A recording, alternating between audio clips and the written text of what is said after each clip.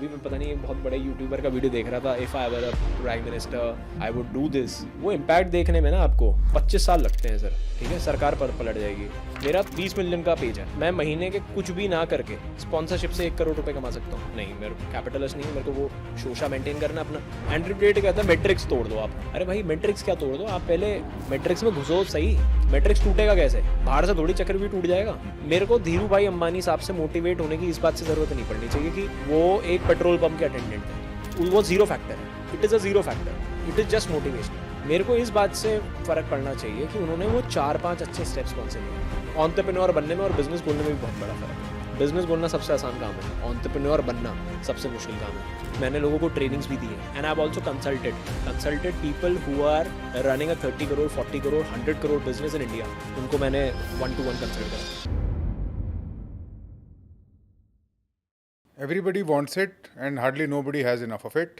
What is this thing called money? How is it generated? Wealth क्या होती है? पैसे क्या होते हैं? हमेशा कम क्यों होते हैं? कैसे पैदा करे जाते हैं? स्टार्टअप में क्या होता है? ये वीसी की फंडिंग क्या होती है? ये $100 मिलियन जब मिल जाते हैं तो ये होता क्या है? What is this all going on around us? I want to talk about that. I want to go into the depths of this idea. I want to unravel everything about it that is possible. I want to talk about common sense economics. I want to talk about this very important aspect, practical aspect of life.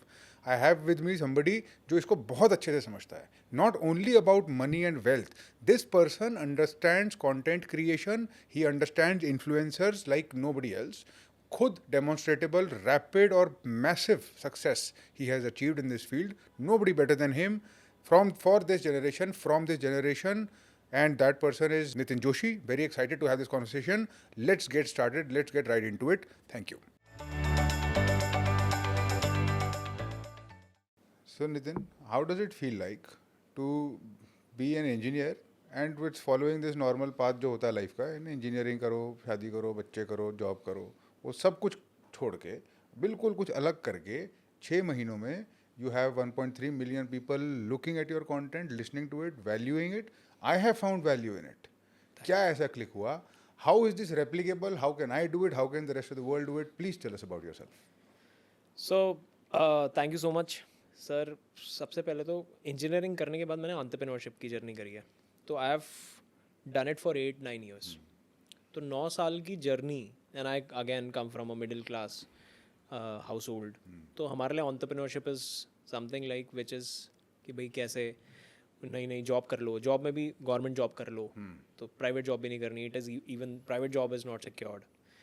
Entrepreneurship में निकल जाना is a difficult thing. तो मैंने कहा भाई entrepreneurship कर ली, 8 साल हो गए। तो आई थिंक उसका एक मेरे पास में बहुत स्ट्रॉन्ग एक एक्यूमेन क्रिएट हुआ, बिजनेस एक्यूमेन क्रिएट हुआ, धंधा समझ में आने लगा।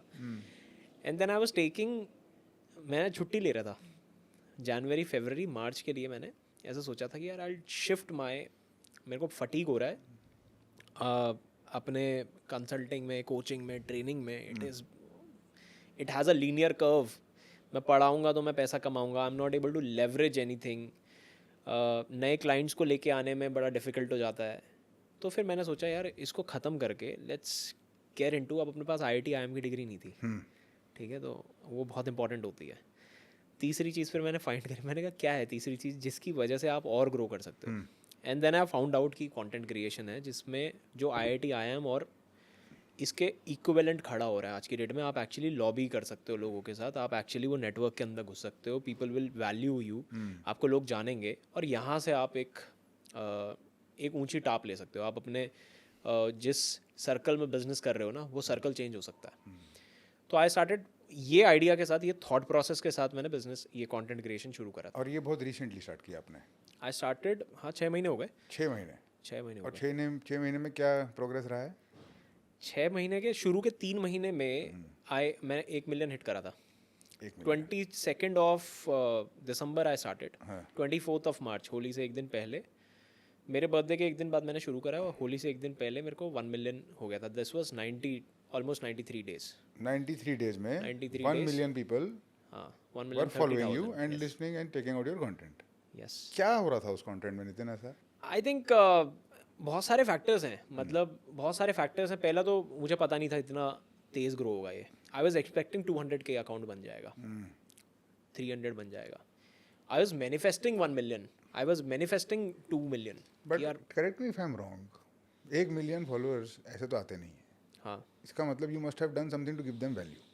Correct. How did you do that? क्या वैल्यू दी हमने? मैं बिजनेस कंटेंट बनाता हूँ। बिजनेस में मैं मार्केटिंग, फाइनेंस, स्ट्रैटेजीज, ये सब कवर करता हूँ। 3-4 चीज़ें से कवर करता हूँ। सो जब मैं 22 को मैं बैठा था कि अब जब हम कंटेंट बनाएंगे तो हम कैसे बनाने वाले हैं, मतलब I had a planning, I did it like a business. तो मैंने बोला कि यार मार्केट देखो पहले। जैसे बिजनेस हम शुरू करते हैं ना, तो बिजनेस सबसे पहले देखते हैं कि यार मार्केट कैसा है, किस चीज़ में मार्केट में गैप क्या है। तो मैं गया, मैंने देखा अभी कौन सा कंटेंट बन रहा है, अभी किस तरीके के क्रिएटर्स हैं। तो मार्केट में क्रिएटर्स थे, बिजनेस कंटेंट बना रहे थे, बट वो बिजनेस की स्टोरी सुना रहे थे, मोटिवेशनल स्टोरीज थी। इन्होंने 1960s में अपना बिजनेस शुरू करा। हल्दीराम आज से 100 साल पहले कुछ शुरू हुआ था छोटी सी दुकान से, भुजिया बेच के, Case study it types. Became a big company. तो इस तरीके की केस स्टडीज चल रही थी। उस केस स्टडी की एनालिसिस, हल्दीराम ने वो 3 चीज़ें कौन सी सही करी जिसकी वजह से वो जंप कर गया। रिलायंस ने ऐसी 3 कौन सी। मेरे को धीरू भाई अंबानी साहब से मोटिवेट होने की इस बात से ज़रूरत नहीं पड़नी चाहिए कि वो एक पेट्रोल पंप के अटेंडेंट थे। वो ज़ीरो फैक्टर है, it is a zero factor, it is just motivational. मेरे को इस बात से फ़र्क पड़ना चाहिए कि उन्होंने वो 4-5 अच्छे स्टेप्स कौन से लिए हैं। उनकी एक स्टोरी है, 250 रुपये की चाय उन्होंने 5 स्टार में पी। 250 रुपये की तनख्वाह, 250 रुपये की चाय पी ली। क्यों पी ली ताज में जाके चाय मुंबई में? कि उनको देखना था कि यहाँ किस तरीके के लोग बैठते हैं। फंडामेंटली मेरे को इस चीज़ से सीखना चाहिए कि भाई धीरू भाई अंबानी जी को ये समझ में आ गया था कम्युनिटी का बहुत फ़र्क पड़ता है। किन तरह के लोगों के साथ आप बैठते हो, उन लोगों का बहुत फ़र्क पड़ता है आपके जीवन में। और उसकी एंट्री फीस होती है एक, जो उनको देनी पड़ी। वहाँ से वो सीख के निकले। That became one of the decision. Second, उनको समझ में आया कि मुझे यार इस बिज़नेस से दूसरे बिज़नेस में जाने के लिए इसको हटाना पड़ेगा पूरे तरीके से। मेरे को विमल ख़त्म करना पड़ेगा if I have to get into polyester. तो वो हटा दिया, भाई के पास दे दिया। तो बिज़नेस में एक और फंडामेंटल सीखने को मिल गया, आपको हाथ काटना पड़ेगा अपना दूसरे चीज़ के अंदर घुसने के लिए, या आपको एक चीज़ से दूसरी चीज़ में शिफ्ट कैसे करना चाहिए। तो वो ट्रांजिशन समझ में आया। And then getting into petrochemical, how you have to lobby with bureaucrats, political connections कैसे बनाने होते हैं देश के अंदर। ये सब चीज़ें हैं जो मेरे को सीखनी है। ये अगर मैं सीखूंगा तो इससे मेरे को वैल्यू मिलेगी।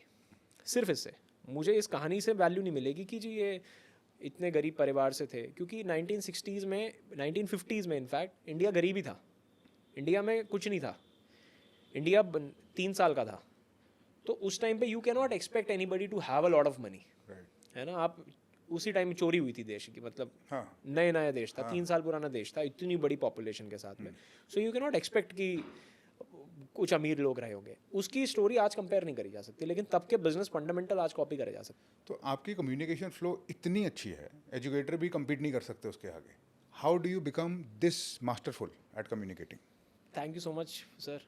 आई think I have spend a lot of time with masses, है ना। मैंने देश के पिछले 5-7 साल का, I think I was meant to do this.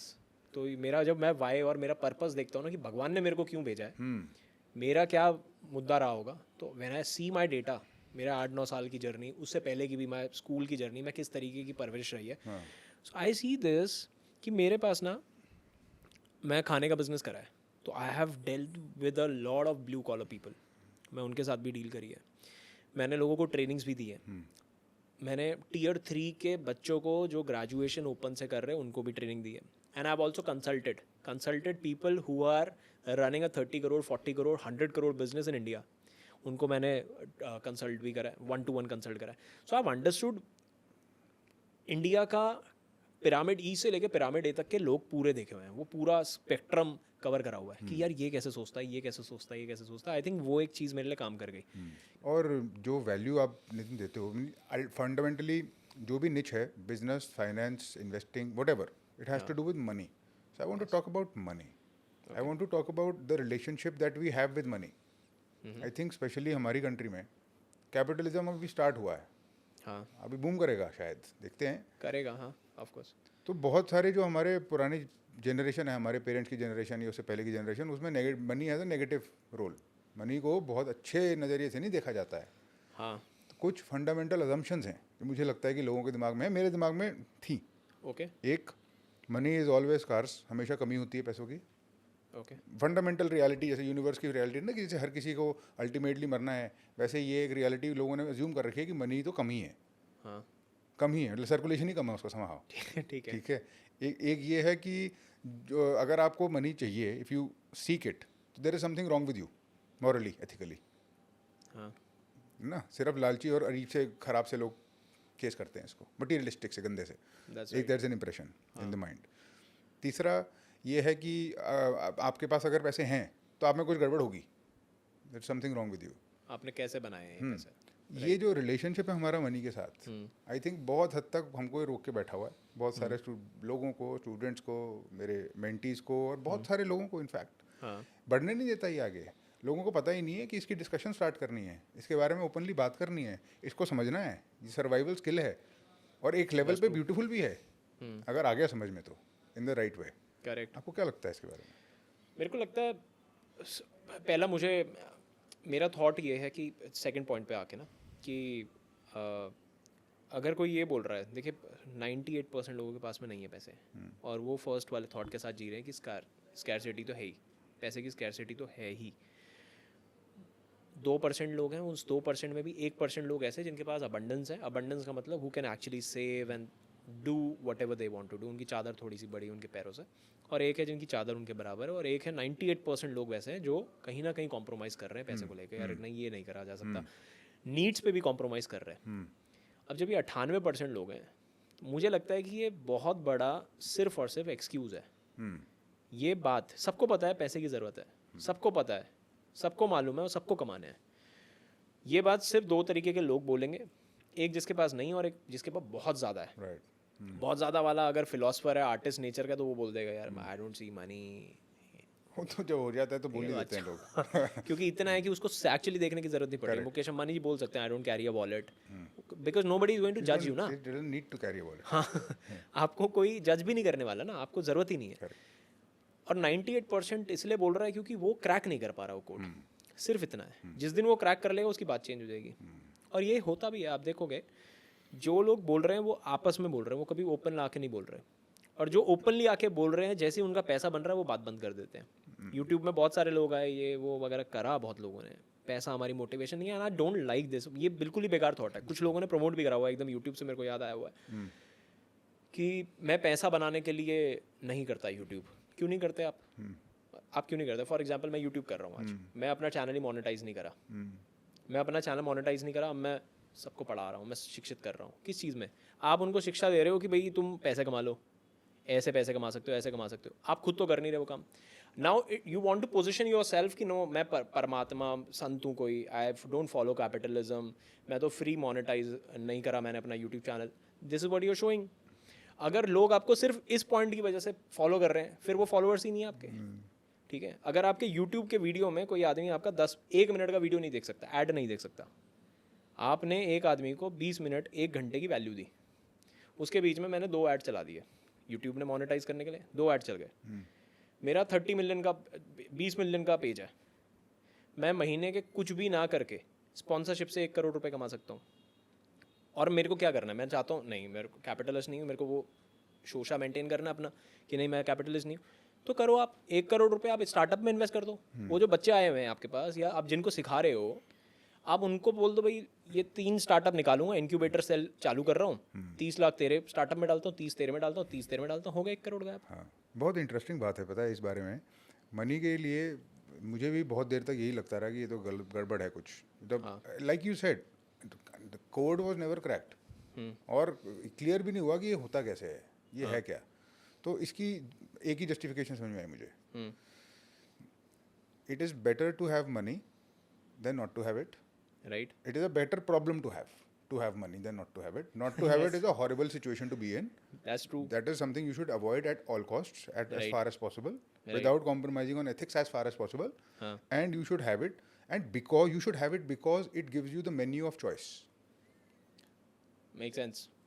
उस बिल्कुल सही बात बोल रहे हो आप। उस प्लेटू तक तो पहुंचो जहाँ पे हैप्पीनेस का वो कर्व Flat हो जाए। सीधा हो जाए, वहाँ तक तो आप पैसे तक, वहाँ तक तो कमाओ पैसे कम से कम। बेसिक फंडामेंटल चॉइस भाई, आपकी ज्योग्राफी क्या है, आप सुबह कब उठते हो, रात को सोते कब हो, करते क्या हो, क्या नहीं करते हो, ये डिटरमिन करती है। This is something that is purchasable. In it is something that has a cost rather. That's ये true. दुनिया में कॉस्ट है, कहीं टैग नहीं दिखेगा आपको. ये कॉस्ट है. This is ये the कॉस्ट है. ये कॉस्ट है. ये मैं बिल्कुल, मैं जीता हूँ ऐसे. I live like this. मेरे से बहुत सारे लोग पूछते हैं, सो मैं उनको बहुत बताता हूँ कि यार I just try to save my time, I just try to buy my time. तो जहाँ मुझे लगता है मेरा यहाँ कैपेसिटी जा रही है, मैं चोक हो रहा हूँ इधर पे, I just buy that time. You won't be able to buy if you don't have money, and if you don't have money, if you don't buy that, you won't grow. फिर आप ग्रो ही नहीं कर रहे. That is how capitalist society is working fundamentally. ये बहुत गलत है, एकदम से मेरे को हिट कर गया वो दिमाग में. एज एन इन्फ्लुएंसर मैं प्रमोट करूंगा इस चीज़ को कि क्योंकि सोसाइटी ऐसे फंक्शन कर रही है, अभी तो कर रही है, और आने वाले 50-100 साल अभी ऐसे करेगी. Any time soon for next at least 100 years we are not going to change the society. Capitalist से हम कहीं और जा नहीं रहे. तो आप जब उस सोसाइटी में रह रहे हो तो उसको प्रमोट करो. आप दुनिया को भी ये बताओ भाई फंक्शन करती है ऐसे सोसाइटी, इंस्टेड सेइंग कि नहीं मैं संत महात्मा हूँ. उस कैपिटलिज्म की वजह से आज हम ये स्ट्रीम कर पा रहे हैं. उसी कैपिटलिज्म की वजह से लोग देख पा रहे हैं. उसी कैपिटलिज्म की वजह से ही सारा का सारा वैल्यूएबल कंटेंट जो आप बनाते हो मैंने कंज्यूम करा. हाँ. मुझे और फायदा जो हुआ. सोशलिस्ट बन रहे हैं उनकी भी दुकान इसी कैपिटलिज्म से चल रही है. That's true. और मुझे लगता है कि वो socialism it doesn't have to be anti capitalist. जैसे one example I found in life जिसने एक्चुअली में मॉरल एथिकल क्वेश्चंस भी एड्रेस कर दिए. तो किसी ने वॉरेन बुफे से पूछा कि आप रात को सोते कैसे हो. हाँ. भाई आपके पास हैं $60 बिलियन, जीरो भी गिनना मुश्किल है उसमें. करेक्ट. ठीक है, इतने पैसे हैं कि लोगों की जीडीपी नहीं होती कंट्रीज़ की. लोग दुनिया में मर रहे हैं भूखे, और मतलब there is war, there is famine. How then can you sleep at night with this bank balance? Okay. कैसे, how can you justify that यार? Is a human allowed to have that? ये पूछा उससे. उसने कहा yes I can justify it. I was born to be an investor. हाँ. मेरी skill थी, मेरी गिफ्ट थी इन्वेस्टर बनना. जब मैं मरूंगा I will give my wealth back to society. Society will benefit by waiting. I quadrupled the wealth because it was with me, Yes. with Warren Buffett, because Warren Buffett was a good investor. Right. And once he passes, his wealth will redistribute to everybody benefits because it was with him for the time being. Right. I think that is a beautiful idea. Great idea. Great idea. Nitin, बहुत students हैं जिनको financial problems हैं, उनकी life hold पे है, job उनको नहीं मिली या उन्होंने नहीं करी, कोई यूपीएससी की प्रिपरेशन कर रहा है, कोई गवर्नमेंट जॉब को परस्यू कर रहा है, कोई कुछ कर रहा है. Financial problems are common across the board. Okay. क्या करना चाहिए उसको, स्टूडेंट को उस एज में, from the age group of 21 to 26 रफली? जो एस्पिरेंट है. एस्पिरेंट भी हो सकता है, नहीं भी हो सकता, बट इट्स समबडी जिसने पैसे कमाने स्टार्ट नहीं करे हैं और वो कोड क्रैक नहीं हुआ है उससे. क्या करना चाहिए उसको, क्या कर सकता है वो? स्टॉक मार्केट करना चाहिए उसको, कोई पार्ट टाइम जॉब करनी चाहिए, डिग्री लेनी फुल टाइम चाहिए? जॉब क्यों नहीं करनी चाहिए? पार्ट टाइम मतलब मैं ये समझा नहीं बात को. फुल टाइम जॉब करनी चाहिए उसको. उस आदमी को अगर उसको फाइनेंशियली समझ में नहीं आ रहा मेरे को क्या करना चाहिए, और अगर उसकी पहली असमंजस ये है लाइफ में कि भाई मुझे क्या करना चाहिए, तो बिजनेस तो तू कर नहीं पाएगा अभी. स्टॉक मार्केट के लिए आपके पास पैसा नहीं है, 10-20 लाख रुपए से कुछ होगा नहीं स्टॉक मार्केट में. 10-20 लाख रुपए से कुछ नहीं होगा स्टॉक मार्केट में. अगर वो भी है आपके पास 10 लाख रुपए, तो भी मत बैठना स्टॉक मार्केट में. ठीक है. ये भी लोगों को लगता है बहुत 5 लाख रुपए का लोन उठा के स्टॉक मार्केट कर लेता हूँ. आपको साल में 15% का रिटर्न मिलेगा. 5 लाख में 15% होता है 45,000 रुपया. तो आप 60,000 रुपया, सॉरी 75,000 रुपया, 75,000 रुपया बनाओगे आप. 75,000 रुपये का आप ब्रेक डाउन कर लोगे तो 8,500-9,000 रुपये आपने महीने के कमाए. तो ये 6,000 रुपये आपने महीने के कमाए. तो आप स्टॉक मार्केट में बिल्कुल मत घुसो. आप सबसे पहले पकड़ो एक नौकरी, जहाँ आप 2-3 चीज़ें सीख सकते हो. सुबह कैसे टाइम पे नौकरी पे जाना है, 8 घंटे कैसे मुझे वो काम करना है. अब आप, ये भी एक नैरेटिव है ना कि या जॉब नहीं मेरे को करनी लाइफ में, अपना कुछ करना है. आप पहले जॉब तो करके दिखाओ. आप जॉब करके दिखाओ. मेरे से काफ़ी लोग पूछते हैं कि तुम्हारी एंटरप्रेन्योरशिप जर्नी में तुम टिक कैसे गए हो. बहुत बड़ी बात है. मैं I use to work with American Express. तो मैं सुबह, मेरा फ्राइडे और सैटरडे ऐसा होता था मैं 24 घंटे काम करता था, 24 आवर्स सिर्फ कॉफ़ीज़ में. तो 24 घंटे काम तो करो, क्योंकि वो सारी मेहनत आपको यहाँ लगने वाली है. ना अमेरिकन एक्सप्रेस मुझे जानती और मैं उसको जानता हूँ. मतलब वो इतना, उसके CEOs तो मेरे को नहीं जानते. इतनी बड़ी ऑर्गेनाइजेशन, 150 साल पुरानी ऑर्गेनाइजेशन है. तो मैं किस मोटिव से काम कर रहा था, तो मुझे मेहनत करने की आदत लग गई वहाँ से. अब जब वहाँ आदत लग गई तो फिर वो सेम मेरी एंटरप्रेन्योरशिप की जर्नी में भी चलता रहा. वर्क एथिक आ गया उसमें. एथिक आ गया कि भाई सुबह उठना है, जाना है. हफ्ते में 2 ही छुट्टियाँ होती हैं. ये बहुत इंपॉर्टेंट चीज़ है. इसको क्या बोलते हैं लोग आजकल ना, गंजे भाई साहब है, एंड्रयू टेट. एंड्रयू टेट कहता है मैट्रिक्स तोड़ दो आप. अरे भाई मैट्रिक्स क्या तोड़ दो, आप पहले मैट्रिक्स में घुसो सही। सही बात है। मैट्रिक्स टूटेगा कैसे, बाहर से थोड़ी चक्रव्यूह टूट जाएगा, चक्रव्यूह में घुसना पड़ेगा ना आपको। तो आप पहले घुसो, उसके अंदर देखो क्या चल रहा है, फिर आप वहाँ से निकल के you can create something for your self. हमारे को 2-3 चीज़ें और ख़राब हो गई हैं सोशल मीडिया के इन्फ्लुएंस की वजह से। एक तो इस तरीके के इन्फ्लुएंसर्स, फिर ईजी मनी, वो सबको चाहिए। Stock market seems to be one of the thing कि भाई ये ईजीली बन सकता है।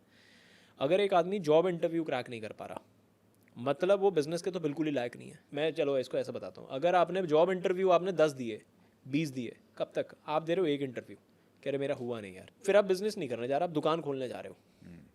तो बहुत बड़ा फ़र्क है दुकान खोलने में और व्यापारी एंटरप्रेन्योर बनने में, और बिज़नेस खोलने में भी बहुत बड़ा फ़र्क है। बिज़नेस खोलना सबसे आसान काम है, एंटरप्रेन्योरशिप करना, एंटरप्रेन्योर बनना सबसे मुश्किल काम है। बिज़नेस खोलने से एंटरप्रेन्योर नहीं बनेगा आदमी। तो आपको ये समझना पड़ेगा कि फाइनेंशियली अगर आपके दिमाग में टेंशन है, सबसे पहले वो टेंशन ख़त्म करो। पहली प्रॉब्लम, प्राइमरी प्रॉब्लम है पैसा नहीं है। पैसे की प्रॉब्लम ख़त्म कब होगी, जब आप अपना वक्त बेचोगे, अपनी एनर्जी बेचोगे, तो पैसा बन जाएगा। तो 3 ही करेंसी है, टाइम, एनर्जी, मनी। ये तीनों में से दो चीज़ें मैं बेच दूंगा तो तीसरी चीज़ बना पाऊंगा। एक बार वो पैसा बनने लगेगा, आपको आपका डिसीजन मेकिंग प्रोसेस थोड़ा सा ईजी हो जाएगा। आप फिर सही डिसीजन, सही निर्णय लेने लगोगे। आप लॉन्ग टर्म के लिए डिसीजंस लोगे, आप शॉर्ट टर्म की बातें नहीं करोगे। That's a good practical piece of advice. आपने एक बड़ी इंटरेस्टिंग बात बोली, बिजनेस और एंटरप्रेन्योरशिप अलग चीज़ें हैं, क्या फ़र्क है इनमें? नो, सो एंटरप्रेन्योरशिप, मैंने ये बोला कि बिजनेस करना बहुत आसान है, सबसे आसान काम है इंडिया के अंदर। बिजनेस करना सबसे आसान काम है, एंटरप्रेन्योर बनना सबसे कठिन काम है। बिजनेस करने का कोई एग्ज़ाम नहीं है भाई, मेरे को बिजनेस खोलना है तो कोई एग्ज़ाम देने की ज़रूरत तो है नहीं। अभी यूपीएससी एस्पिरेंट्स हैं, उनको एक पेपर देना है, पूरे साल तपस्या करनी है। बिज़नेस खोलने के लिए आज आके मैंने डिसाइड करा तो मैं कल खोल सकता हूँ बिज़नेस। कोई इंडिया के लॉज भी बड़े इजी हैं, आपको जीएसटी नंबर लेना है, कंपनी प्रोपराइटर लिस्ट करानी है, सिर्फ 1 दिन का 2 दिन का काम है। बिज़नेस खोलना इतना आसान काम है। और कुछ अगर आपके पास पैसे हैं 50,000, अपने स्वाद अनुसार 2-5 लाख रुपए लगाने लगा दो, खुल गया बिज़नेस। तो क्या आप एंटरप्रेन्योर बन गए? नहीं, आप एंटरप्रेन्योर तब बनोगे जब आप उस तरीके से सोच रहे होगे। एंटरप्रेन्योर बनने के लिए आपको चाहिए हर चीज़ के आगे सेल्फ। बिजनेस के खुलता आदमी लोगों के फंडामेंटल्स हैं। मैं बीच में एक वीडियो भी करा था ऐसा। मैं पूछता हूँ 83% लोगों को, मैं एक रिपोर्ट पढ़ रहा था टाइम्स ऑफ इंडिया में, 83% लोगों को करना है बिजनेस इंडिया में, कॉर्पोरेट ऑफिस वालों को 83%, बिग नंबर। वो कहते हैं हाँ, आज नहीं तो कल हम 2-3 साल में अपना बिजनेस कर लेंगे, अभी तो मैं मीन वाइल ये कर रहा हूँ। 56% उसमें हैं ऐसे जो बिल्कुल कह रहे हैं मेरे पास आइडिया भी है, मेरे पास वो इसके साथ करूँगा, मेरे क्यूबिकल के साइड में जो बैठा है, मेरे पास को फाउंडर भी है, मेरे पास सब है, आई हैव एवरीथिंग, फिर भी नहीं खोल पाते। फिर खोलते 1%, वो 1% में भी 90% फेल। हाँ, बचते 10% है जो ठीक ठीक चला लेते हैं। बिजनेसमैन तो, आप बिजनेस खोलना इतना इजी है कि आप बस एंट्री ले रहे हो। एंटरप्रेन्योरशिप इतनी डिफिकल्ट। एंटरप्रेन्योरशिप का मतलब है बिजनेस करने का फंडामेंटल क्या आदमी का, कि भाई मैं सुबह अपने मन मर्जी के हिसाब से चलूँगा, अपने टाइम के हिसाब से इन्वेस्ट करूँगा। जब तक ये लाइफ में डिसिप्लिन नहीं आएगा ना कि भाई मुझे सुबह उठ के 6 बजे दुकान पे जाना है, तो मैं आपको बताता हूँ मेरे 18 महीने, मैंने जब पहला स्टार्टअप करा था, 18 महीने मैं, मेरे को फाउंडर और मेरा एक एम्प्लॉय, 3 लोग, हम तीनों लोगों ने 16-17 घंटे की per day 7 days a week shift लगाई है। 7 डेज अ वीक 16 घंटा हम वहीं बैठते हैं, सुबह 6 बजे और रात के 10-11 बजे वापस आते थे हम। ये 18 महीने चला है, जिसमें 6-7 महीने हमें पता नहीं चला कब गायब हो गए, पैसा भी नहीं आया हमारे पास कुछ। 6-7 महीने we were just burning, we were not being able to understand, यार ऑपरेशंस में दिक्कत हो रही है तो ऑपरेशन देखें, ऑपरेशन देगा तो वहाँ फंड में दिक्कत आ गई, फंड नहीं है अब, कैश फ्लो में दिक्कत आ गई, क्लाइंट में दिक्कत आ गई, मार्केटिंग रुक गई। हमें ये समझ में नहीं आ रहा था हमें करना कैसे है सारा। 6 महीने सिर्फ ये फिगर आउट करने में निकल गए, 17-18 महीने दिक्कत। ये दिक्कत क्या मतलब, ये तपस्या लगी।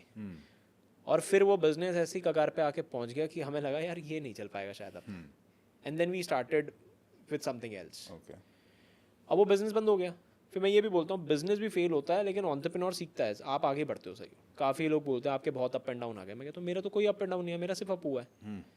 डाउन तो मेरे बिजनेस हुए हैं, 3-4 बिजनेस खराब हो गए। Why so many cases are heard startups में, जो गड़बड़ मिस सेलिंग वगैरह की बातें सुनने को आती हैं, क्या ये रीज़न है? Misselling to the customers, हाँ, for example Byju's. so Byju's, I knew that you were going to talk about that. Byju's is a very haywire case study. Byju's actually इस वजह से नहीं है। अच्छा, बायजूस में बहुत सारे रीजंस हैं बायजूस के फेल होने के, जिसमें बायजूस ने देखा ही नहीं टीम। एक्चुअली बायजूस इतनी तेजी से ग्रो हुआ जिसका कोई हिसाब नहीं था। बायजूस का सब कुछ सपोर्ट हुआ है सिर्फ कोविड की और वजह से, ग्रो क्यों हुआ? क्योंकि वीसीज ने पैसे दे दिए उसको। क्योंकि उस टाइम वीसी का सीजन चल रहा था, सारे एडटेक्स को पैसे मिल रहे थे। अच्छा। 2018, 19 और 20 में फिर बूम आ गया एकदम से, और बायजूस वाज ऑलरेडी बिगेस्ट। तो 20 और 21 बायजूस ने खींचा, एंड एवरीबॉडी एक्चुअली खींचा, यू मीन पैसे लिए? हाँ, और बिजनेस भी खींचा। पैसे भी लिए और चलो 1500 करोड़ से वो 4000 5000 करोड़ के बिजनेस पे पहुंच गए। मार्केटिंग भी बहुत करी वगैरह। मार्केटिंग तो उन्होंने मतलब बहुत ही ज़्यादा करी है। प्रॉब्लम नहीं है इन सारी चीज़ों से। If you are making something tangible out of it ना, वीसी पैसा देता है, वीसी बोलता है ऐसे मार्केटिंग करो, इसका पैसा, ये मेरा पैसा दे रहा हूँ तुम्हें फूकने के लिए, वो देता है इसलिए। बट प्रॉब्लम वहाँ आती है जब मार्केट का रिस्पॉन्स एकदम ऑपोजिट हो गया। जो ग्रोथ 2020-21 में आई because of the covid, Byju's ने वो सेल्स दिखा पाया, वो सेम ग्रोथ 22 में नहीं आई। इसमें बायजूस की इंटरनल प्रॉब्लम्स तो थी, मिस सेलिंग जैसी कि प्रोसेस सही नहीं बने हुए थे, जल्दी स्केल करना था, नई हायरिंग हो रही थी, तो पुरानी हायरिंग को सही से कैसे देखना है। वो उस टाइम था रेवेन्यू दिखाओ, रेवेन्यू दिखाओ, क्योंकि वैल्यूएशन बनानी थी। They were not able to run the show. One is that. Second is कि एडटेक में प्रेशर आ गया 2021 के बाद, जैसे ही कोविड खुला तो स्कूल खुल गए। अब एकदम से आप, ये कैसा बन गया था ना 2020 में कि स्कूल हट जाएंगे, अब एडटेक ही चलाएंगे सब कुछ। And people started making edtech, ये इतने लेवल पे ले गए थे एडटेक्स को कि अब भैया हम मेटावर्स में एडटेक चलाएंगे, will change the entire pedagogy of teaching, method change कर देंगे। इस तरीके के एडटेक आने लगे कि मैं आपको सिर्फ दिखा के पढ़ाऊंगा, इस तरीके से पढ़ाऊंगा, हर कोई कुछ ना कुछ लेके आने लगा। सब बंद हो गए। बंद इसलिए हो गए क्योंकि वो स्कूल कभी नहीं स्टैंड करने देगा आपको, राइट। और आप स्कूल से चलते हो। मतलब ट्रेडिशनल मॉडल ऑफ एजुकेशन अभी भी है, स्ट्रांग है, बहुत स्ट्रांग है। मतलब उसको कम्पीट, कितना पैसा आया ना आप सोचो। मतलब it is exactly like I was making this case study, चलो उस पर आता हूँ मैं। आप कितने पैसे थे आपके पास में, एडटेक्स के पास मिला जुला के कितने पैसे रहे होंगे? मुश्किल से मुश्किल $20 बिलियन आया होगा। $20 बिलियन। $20 बिलियन मुश्किल से मुश्किल ही बोलूँगा ना मैं, क्योंकि इंडिया के तो आप इनका सिर्फ रेवेन्यू निकाल लोगे ना तो $20 बिलियन से बहुत ऊपर होगा। इंडिया के एजुकेशन का हाँ। स्कूल्स का, कॉलेजेस का, अगर आप रेवेन्यू निकाल दोगे, जो स्ट्रीमलाइन ट्रेडिशनल एजुकेशन चल रही है उसका रेवेन्यू, वो कितनी बड़ी इंडस्ट्री है, उसके लिए $20 बिलियन काफ़ी नहीं है। Just for the benefit of my audience, $1 billion is around 8,500 crore rupees. हाँ, 85-83 2 करोड़ रुपए, 85 करोड़ रुपए, 8,500 करोड़ रुपीज है ना। हाँ ठीक है। 1,70,000 करोड़ रुपए is not enough to beat this industry. $20 billion is the amount of money that came in to beat EdTech. the traditional education. To beat the traditional education through VC in EdTech. In EdTech. अच्छा, अब ये हो नहीं सकता। अब $20 billion, just to get a sense of these numbers, हाँ, is around 1.7 lakh crore rupees. 1.7 lakh crore, 1,70,000 crore रुपए। 1,70,000 करोड़ रुपए। करेक्ट। और अभी जो जीएसटी कलेक्शन है हमारी कंट्री की, वो लगभग इसके आसपास है। हाँ, तो इतना रिकॉर्ड हाई पे जितनी जीएसटी कलेक्शन इस पूरे देश में होती है, उतना पैसा वीसीज ने बाहर से डाला यहाँ के एजुकेशन सिस्टम को डिसरप्ट करने के लिए, एडटेक को दिया। अच्छा, फिर क्या हुआ? फिर भी नहीं कर पाए। तो इससे ये समझ में आता है कि एजुकेशन कितना ज़्यादा, ट्रेडिशनल एजुकेशन कितना ज़्यादा बड़ा है। तो जब आपको बड़े खिलाड़ी से लड़ना है ना, तो आपको उतना बड़ा पैसा चाहिए पड़ता है। शायद 50, 60, 70 बिलियन डॉलर्स भी बहुत कम पड़ जाते हैं।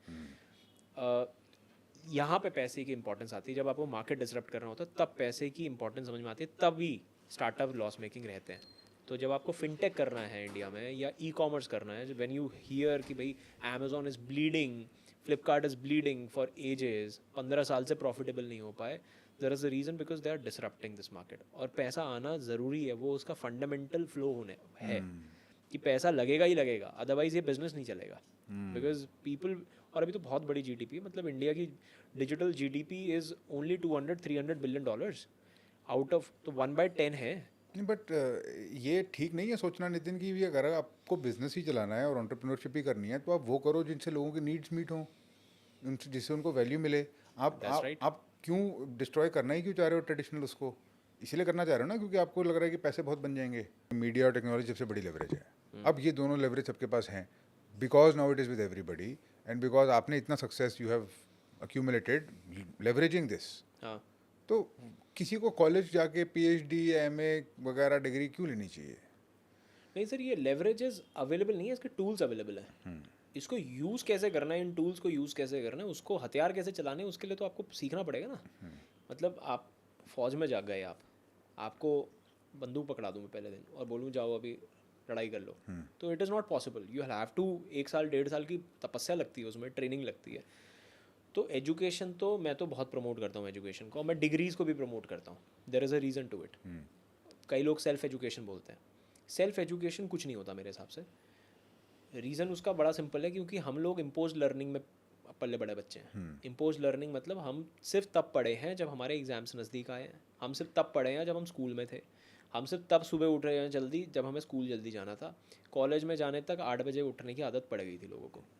स्कूल नौकरी में जाने तक उसकी आदत फिर से वैसी हो गई थी जैसे उसको ज़िंदगी जीनी है, और पढ़ाई तो छोड़ ही देता है आदमी.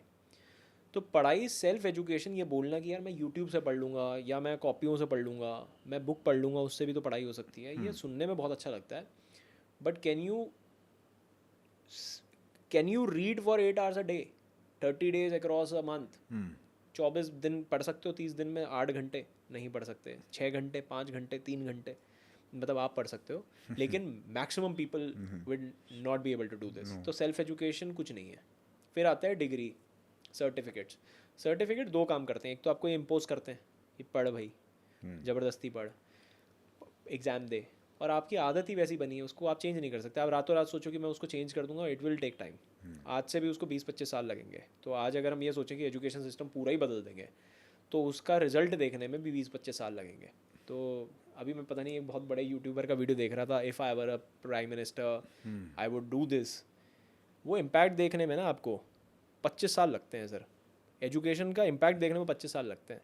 ठीक है, सरकार पर पलट जाएगी, आदमी यहाँ सरकार भी संभाले, उसमें आपको एजुकेशन में भी इम्पैक्ट ले आए, और उसके अलावा कुछ ना करे, ये पॉसिबिलिटी नहीं है. मतलब यहाँ पे हम कितना भी डिस्कस कर लें वैसे काम नहीं चलता. But is it not true कि जैसे बहुत हद तक इंजीनियरिंग डिग्रीज, इंजीनियर भरे हुए हैं इंडिया हाँ. में, MBA लोग करने बाहर जाते हैं, 1-1 करोड़ की फीस होती है. हाँ. इज इट नॉट ट्रू कि वो लोग बिजनेस ही कर रहे हैं और एक्चुअली में प्रैक्टिकली सीखने के लिए बाहर आके यही करना पड़ता है जो हम कर रहे हैं, कंटेंट क्रिएशन. हाँ, लेकिन आपको आदत तो लगी ना वहाँ पे.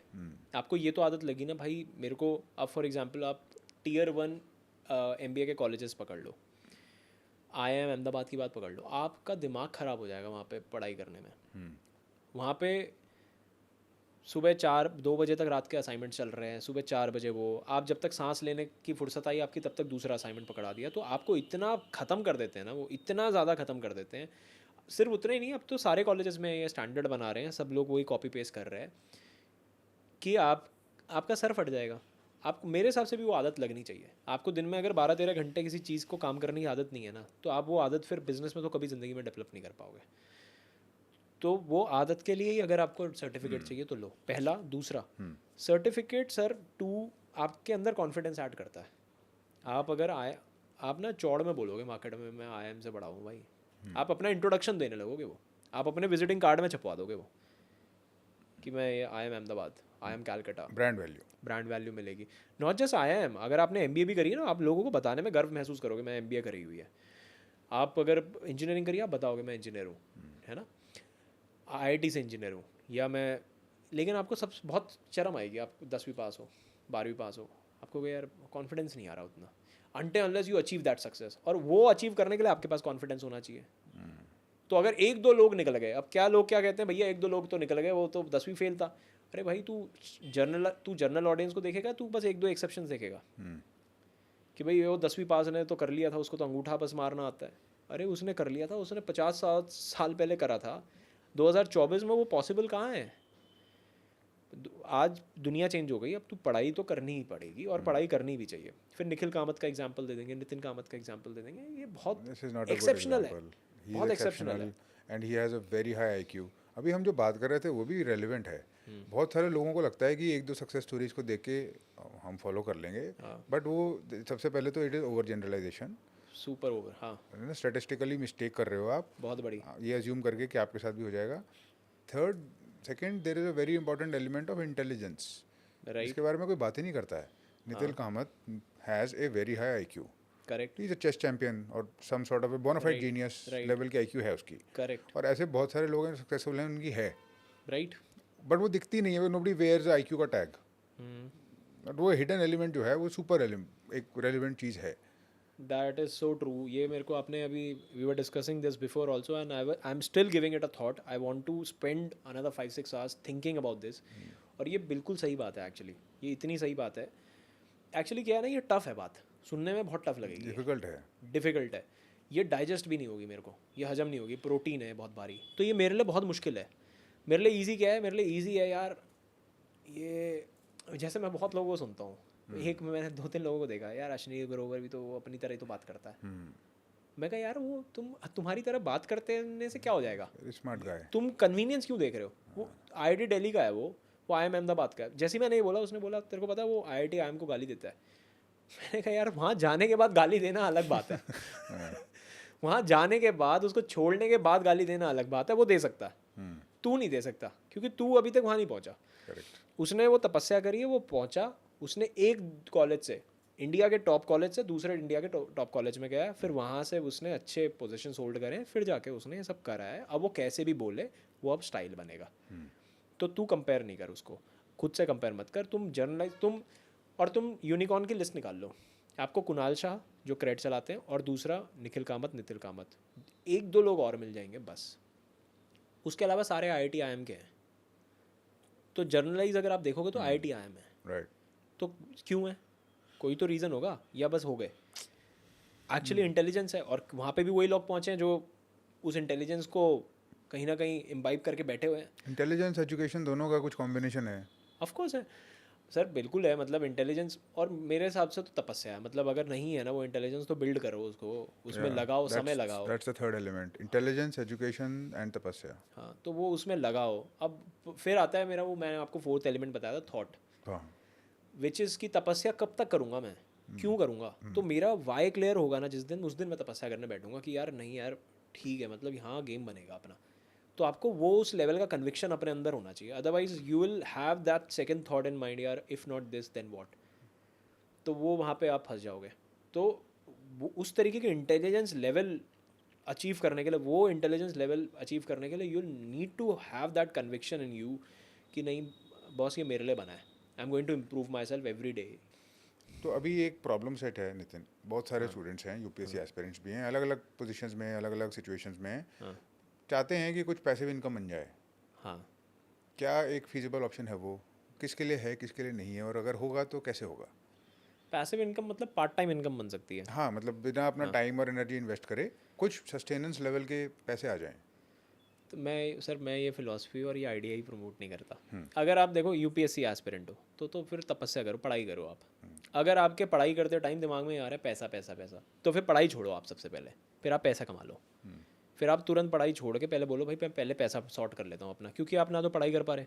आपका पहला थॉट ही, आप 10 मिनट किताब पढ़ोगे, 10 मिनट के बाद आपका पहला थॉट आ जाएगा यार नहीं हुआ तो पैसे की दिक्कत चल रही है, करियर ख़राब हो जाएगा. अगर आपको ये प्रॉब्लम आ रही है सबसे पहले, तो आप फिर उसको रोक लो. आप या तो बहुत कन्विंस हो जाओ उसमें, और नहीं हो पा रहे हो तो फिर उसको छोड़ दो. आप फिर पैसे ही कमाओ. पैसे कमाने का मतलब पैसिव इनकम नहीं है. आप एक्टिव इनकम कमाओ. एक्टिव इनकम मतलब अपना टाइम झोंको, अपनी स्किल झोंको, आपको जो आता है उससे पैसे कमाओ. टाइम एनर्जी स्किल लगा के पैसा बनाओ.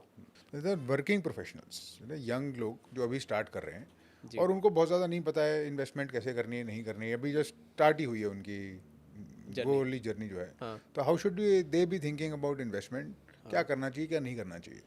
म्यूचुअल फंड पकड़ लो आप, कोई भी ग्रोथ फंड, और उस ग्रोथ फंड में पैसा डालना शुरू कर लो. ग्रोथ फंड पकड़ लो, कोई भी म्यूचुअल फंड में पैसा डालना, SIP लगाना शुरू करो. एक्चुअली सर डिसिप्लिन बनना बहुत इंपॉर्टेंट है. वो डिसिप्लिन नहीं बनता आदमी का. आप अगर आज 10,000 रुपये की तनख्वाह में 2,000 का डिसिप्लिन क्रिएट कर सकते हो, 20% ऑफ योर इनकम का डिसिप्लिन क्रिएट कर सकते हो, तो आप अगले 15 साल में अपने आप फाइनेंशियली इंडिपेंडेंट हो जाओगे. आप उन लोगों में बैठे होगे जो आदमी सोच नहीं सकता. हम पावर ऑफ कंपाउंडिंग की बात करते हैं ना, ये जितना थ्योरेटिकल है, आप जब उसका प्रैक्टिकली जब आप उसको देखोगे ना, फील करोगे, तब आपको समझ में आएगा. आप 20,000 रुपये की तनख्वाह में 4,000 रुपये डालना सीखो, आपको तब समझ में आएगा. आप इन्वेस्टिंग को अपने वांट से पहले प्रायोरिटाइज करने की कोशिश करो कि भाई मेरा नीड, इन्वेस्टिंग देन वांट, तो आपको समझ में आएगा. मतलब अब लेकिन हम लोग चल थोड़ा उल्टा रहे हैं. हम लोग क्या हो रहा है अभी, हम लोग पहले नीड पे होते हैं, फिर वांट पे होते हैं. इनफैक्ट नीड भी कॉम्प्रोमाइज़ कर रहे हैं आज की डेट में हम वांट के लिए.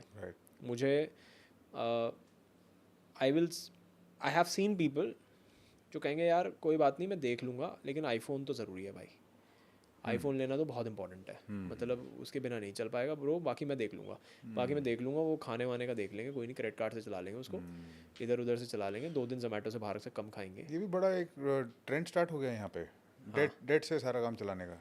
हाँ तो वो होगा ना सर, वो होगा क्योंकि इस पे स्टार्टअप्स हैं, और पैसा किसको नहीं चाहिए। अब पैसा तो आपको भी चाहिए, मेरे को भी चाहिए, सबको चाहिए। अब पैसा मैं आपको जल्दी दे रहा हूँ पैसा।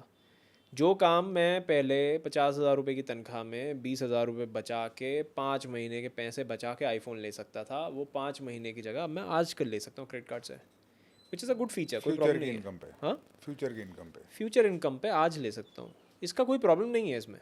बट फंडामेंटली क्या मुझे लेना चाहिए, क्या मैं क्वालिफाई करता हूँ टू बाय 1 लाख रुपए का आईफोन, मुझे उसकी मैथमेटिक्स तो पता होनी चाहिए। आप कर लो यूज़, ये क्रेडिट कार्ड की ऐसी चीज़ है, या कोई भी चीज़ अपने नुकसान और फ़ायदे दोनों के साथ आती है, तो दो धारी तलवार है। मैक्सिमम लोग वो यूज़ कर रहे हैं जिनके पास उतनी इनकम नहीं है। आपको 1 लाख रुपए का फ़ोन तब लेना चाहिए जब आप कम से कम साल के 6 लाख रुपए कमा रहे हो, महीना 50,000 रुपये कमा रहे हो, तब आप 1 लाख के फ़ोन के लिए क्वालिफाई करते हो, वांट के लिए क्वालिफाई करते हो, नॉन एसेंशियल के लिए क्वालिफाई करते हो। अब वो लेने के लिए आप आज क्रेडिट कार्ड स्वाइप करना चाहते हो, कर लो।